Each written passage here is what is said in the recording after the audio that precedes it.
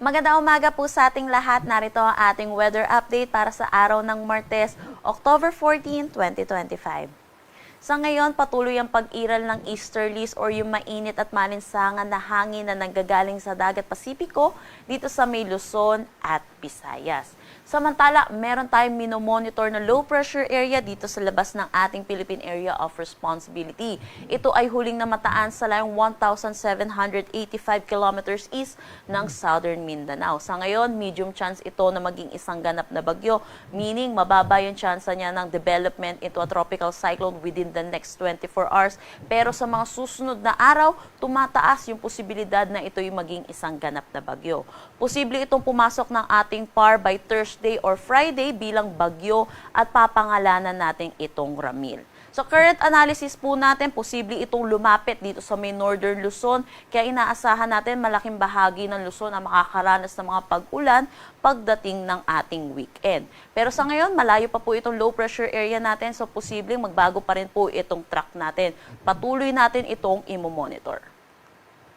Para naman sa magiging panahon natin ngayong araw dito sa Luzon, inaasahan natin. Dito sa may Cagayan Valley, Isabela, malaking bahagi ng Central Luzon, Metro Manila, Calabarzon, Bicol Region, Marinduque at Oriental Mindoro ang maulap na papawiri na may mga kalat-kalat na pag-ulan ngayong araw, dulot ito ng easterlies. Hindi naman po natin inaasahan na tuloy-tuloy itong mga pag-ulan po natin at posible yung moderate to at times heavy po.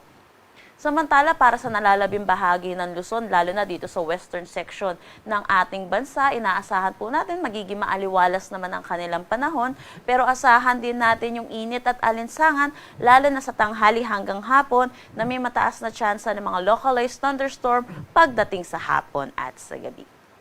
Agwat ng temperatura for Metro Manila, 25 to 31 degrees Celsius, Lawag, 24 to 32 degrees Celsius. For Tuguegarao, asahan natin ng 24 to 31 degrees Celsius, Baguio, 17 to 22 degrees Celsius, Tagaytay, 22 to 29 degrees Celsius, at Legazpi, 24 to 31 degrees Celsius. Para naman dito sa Eastern Visayas, dulot din ng easterlies, inaasahan natin mataas ang tsansa ng kanilang mga pag-ulan ngayong araw. Samantala, para naman dito sa Palawan, nalalabing bahagi ng Visayas at buong Mindanao, magiging maaliwalas din ang kanilang panahon. Pero asahan nga din po natin yung init at alinsangan, lalo na sa tanghali hanggang hapon, na may mga tsansa po ng mga localized thunderstorm pagdating sa hapon at sa gabi.